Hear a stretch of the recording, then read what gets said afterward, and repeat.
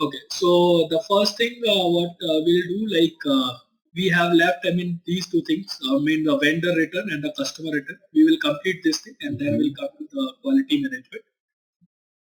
So the scenario can be, I mean, sometimes in the purchase process, let's assume you buy something from your supplier and you find some damage or some problem or something is some issue is there in the item which supplier has delivered. So you have to return that. You have to return that item. So how do you create a return order for a supplier? Okay. So that we will see. So what we will do, we will create. We will go to the purchase order only. Okay. So all purchase order in the procurement and sourcing area, and we'll create. Click on purchase order.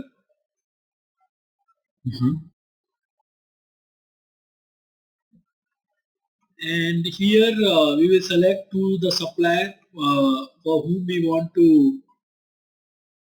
create this order, I mean the return order.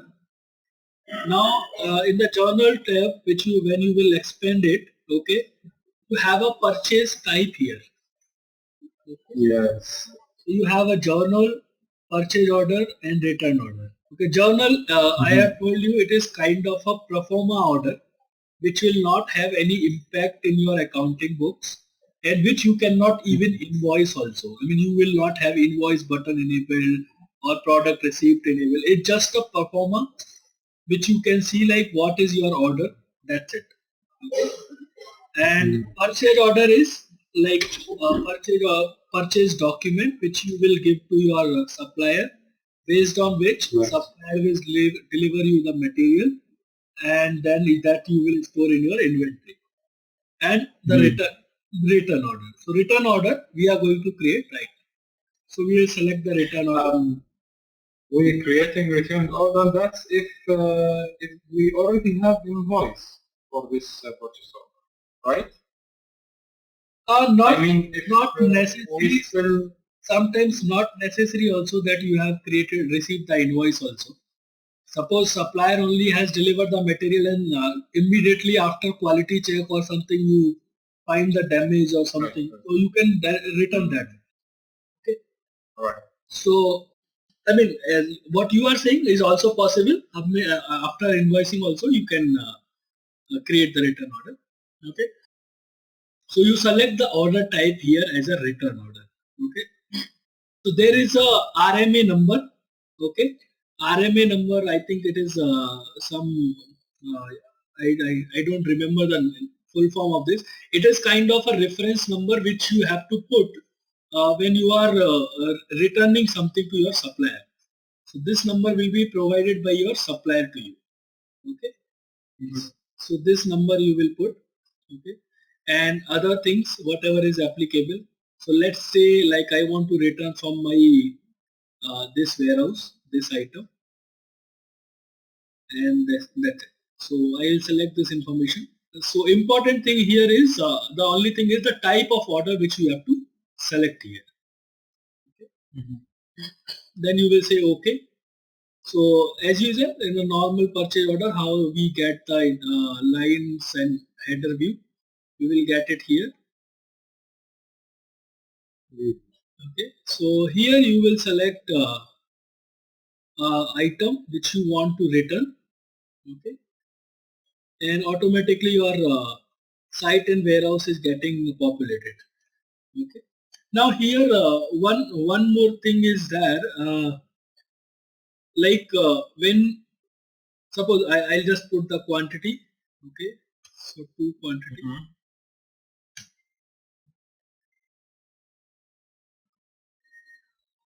Okay. So now here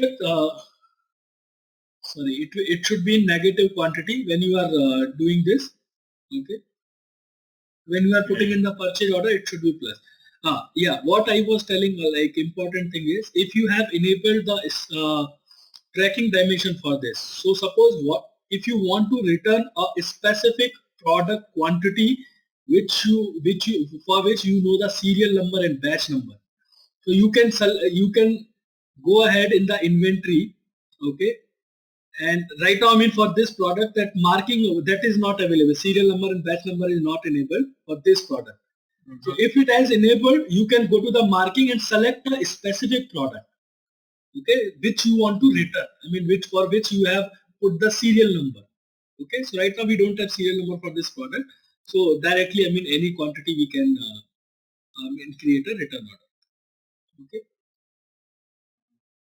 So once you do this, you have to, as usual, I mean, we have to confirm the order.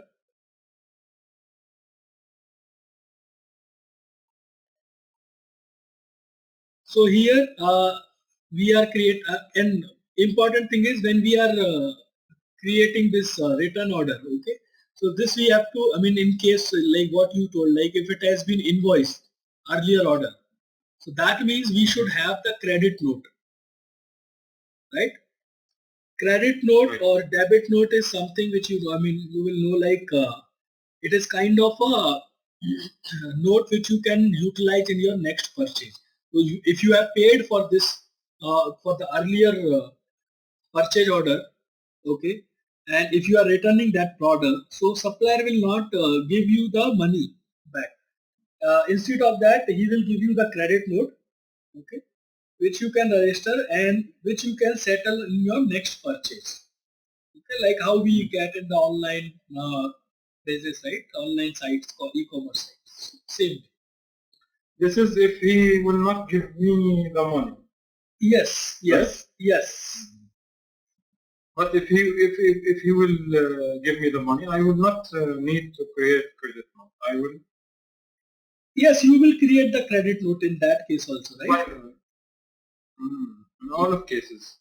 Yeah, in both the cases you will see. Now you will have the credit note, but the only thing is how you will settle that credit note.